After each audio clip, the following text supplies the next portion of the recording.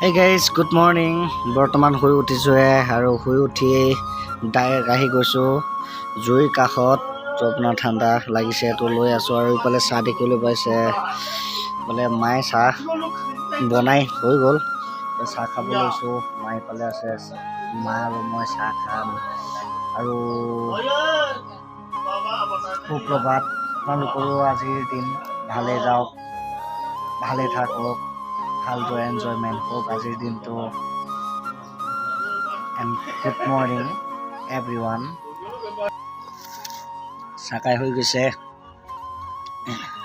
তো গাইজ, মানে mini blog বনাম ভাবিছোঁ।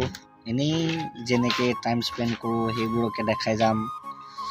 ভিলেজ লাইফ, ভিলেজ ব্লগ হ'ব। আৰু আপোনালোকে জানেই আমি ভিলেজত নিৰ্বাহ কৰোঁ, তো গতিকে ভিলেজৰ ব্লগে দেখিবলৈ পাই থাকিব।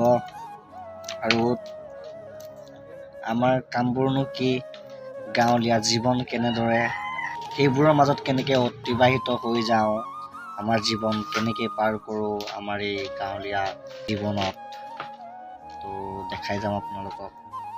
গাঁৱৰ পৰিৱেশ কেনেধৰণে থাকে, গাঁৱত কোনবোৰ লোক থাকে, চব দেখা পাই থাকিব। তো সেইবাবে মোৰ ফেচবুক পেজটো ফ'ল' কৰি থ'ব গাইজ। তো আজিৰ শ্বৰ্ট ব্লগে মানে গাইজ মিনি ব্লগ বনাম ভাবিছোঁ। যেনেকৈ পাৰোঁ তেনেকৈ সম্ভৱ তেনেকৈ বনাই যাম। Bye bye. তো গাইজ বাই বাই মানে সমাপ্ত, তেনে কোনো কথা নাই। পিকচাৰ আমি বাকীহে, তো চাই থাকক।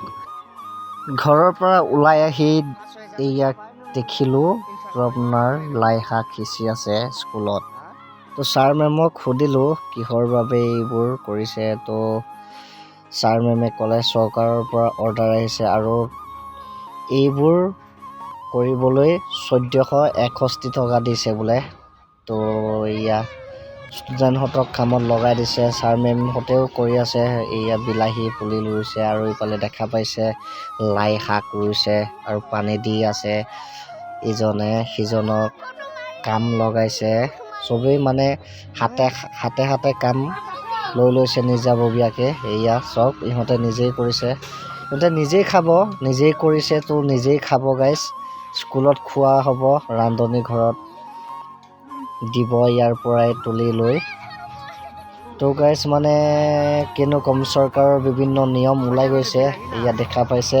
হয় বাৰু, অকল দালিকে কিমান দি থাকিব, তো মানে সুবিধা কৰি দিছে চৰকাৰে নিজে। গাইজ মোৰ ফালৰ পৰা কম, চৰকাৰে ইয়াত বহুত ধুনীয়া ব্যৱস্থা হাতত লৈছে গাইজ।